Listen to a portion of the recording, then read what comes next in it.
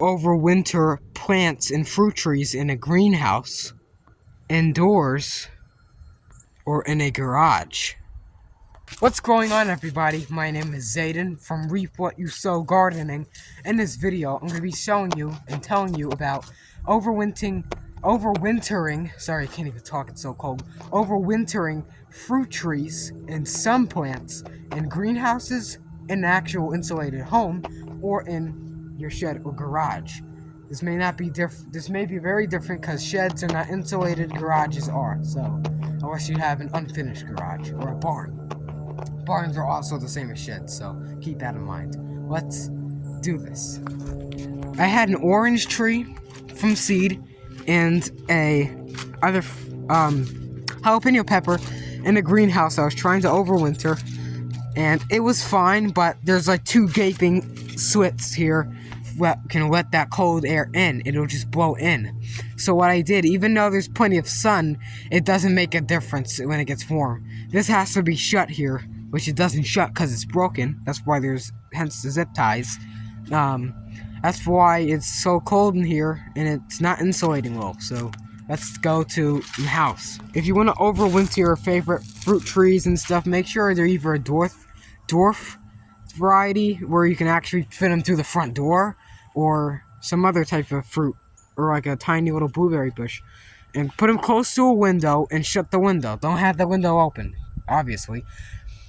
Make sure it's very nice and warm in your house, roughly around whatever the temperature matches where your region is. And the plant will grow just fine in there, overwintered.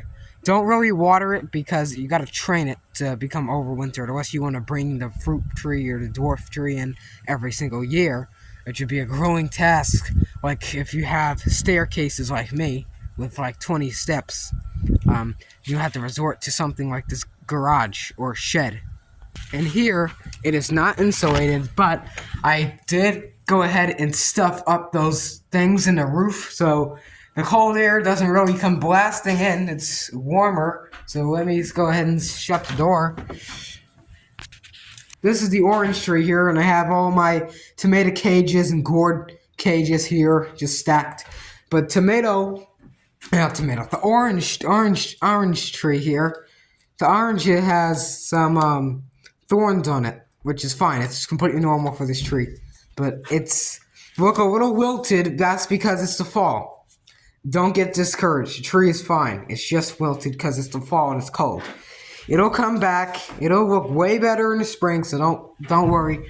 Also, there's sorry, excuse me. There's a little lemon tree in here too. So there's a lemon in there too, which is growing, which is very great. So I just moved them in here. I was watching a bunch of Deep South Homestead, great channel. Go check them out on YouTube if you want. They put their orange trees in citrus and stuff, but they're in Mississippi, so their weather is different than ours in North Carolina. Kind of, I think. But it's the same principle. Basically, they put them in the barn over winter, and then they bring them out in the spring, and they make sure they're in good shape, and they grow. So that's what we'll do. And I didn't take it out of this wheelbarrow. I left it in here just in case if I gotta move it around to clean in here, because it gets very, very dusty in here. No matter how hard you clean, it's just the dust. It's terrible. And yes, I did move the jalapeno bush into the garage, or the shed, as I can call it. And you want to put a hefty amount of leaf mulch or leaf mold. Not mold as in like spoiled rotting with mold fungus. As mold as in composting leaves. And that'll keep watering in once really good. It'll keep the moisture in, and it won't freeze the soil because it creates warmth and heat too. So it'll also create warmth. See how moist this is here? And nice compost. It'll keep that moisture in locked, so the tree will grow great. And no, I'm not feeding this to it, and never put that anywhere near food gardens because it'll kill it. So yeah, should you put it indoors?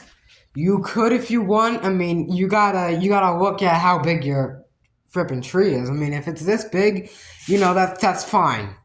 Even though it's kind of screaming it wants to be in a shed or garage. But if it's in the garage, and You know, it's fine if you got windows in your garage, which most people do. I mean, except for a sectional door. Make sure you have those windows open or whatever, so you let some light in. I mean, it doesn't have to be blasting, but you know, just let some light in. Make sure it's heated. If you have a garage, a room above the garage, just make sure the heat is on or whatever, and make sure it's not, you know, the air is on, or else you know you're gonna be in big trouble with your trees. I mean, obviously, if it's in that house, make sure it's this or I mean, obviously a little bit like this big or smaller. It's great. If it's in the shed, it could easily fit through these doors.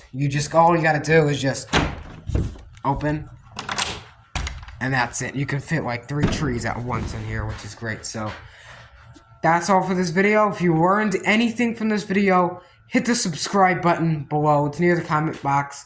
If you want to comment something, go ahead and put it in the comments below, because I'll read from them, and we can all learn from them too. So thank you for watching, and I'll see you guys next time.